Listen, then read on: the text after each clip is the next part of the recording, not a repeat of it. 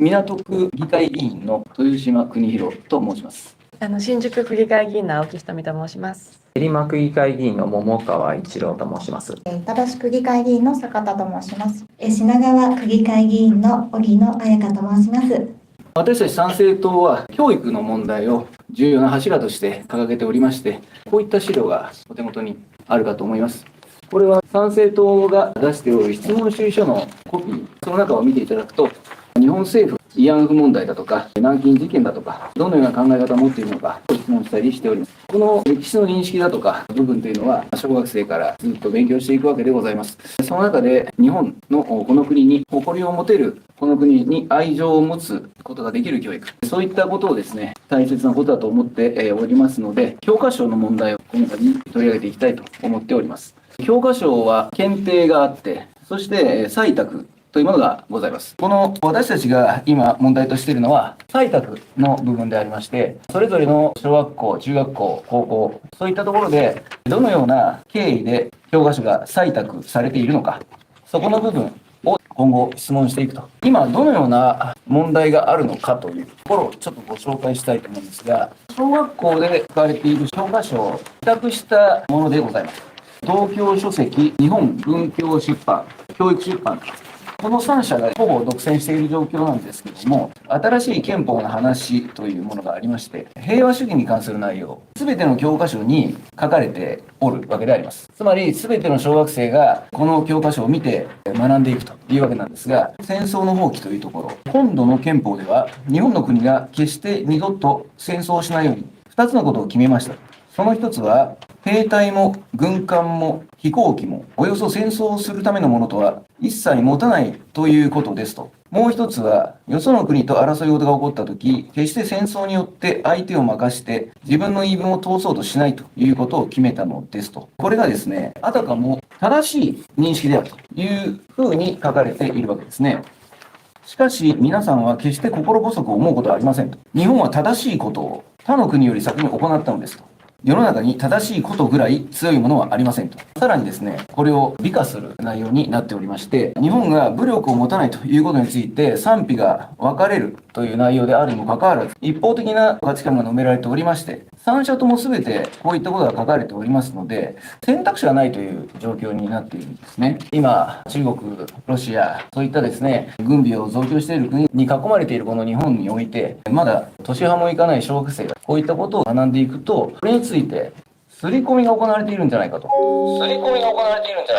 思われてもおかしくない状況なんじゃないかと。こういった問題点が小学校の教科書にはあるという例を挙げさせていただきました。これは中学校の例なんですけども、大東亜戦争をどう書いているか。これは自由社と東京書籍を並べて考えたときに、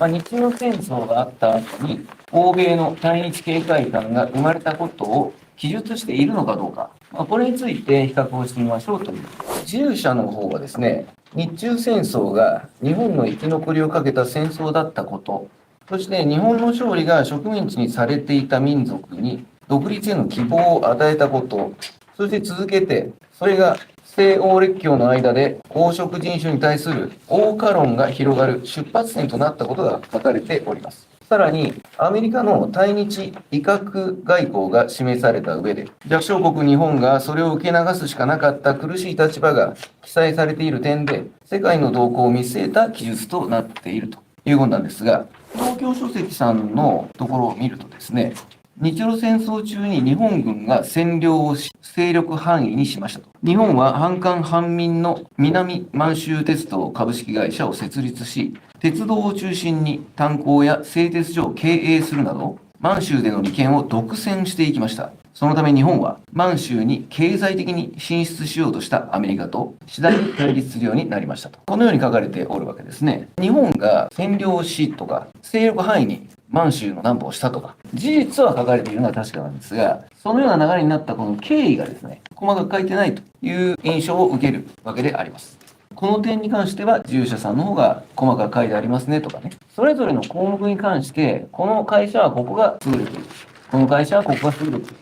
そういう比較をするような形で、点をつけるとか、比較する内容を精査するとか、そういうような形でやっていくとですね、より良い採択がなされるんじゃなかろうかという提案をしておるわけでございます。この調査員や選定委員会の調査資料というものがあって、それに基づいて教育委員会は決めていくわけなんですけども、1ページ目は線が引いてないもの。で、裏は線が引いてるもの。これなぜ線が引いてあるかというと、マイナス評価。そうすると線が引いてあるところが少ない方が評価が高いという認識になると思います。やはりこれを見てマイナス評価が少ない教科書を自然と選んでしまうわけであります。どのようなマイナス評価がここに列挙されているのかというところに注目をしていただきたいと思います。一番上の東京書籍さんから始まって、一番下が育法社さんですね。右に数字が並んでいるんですけども、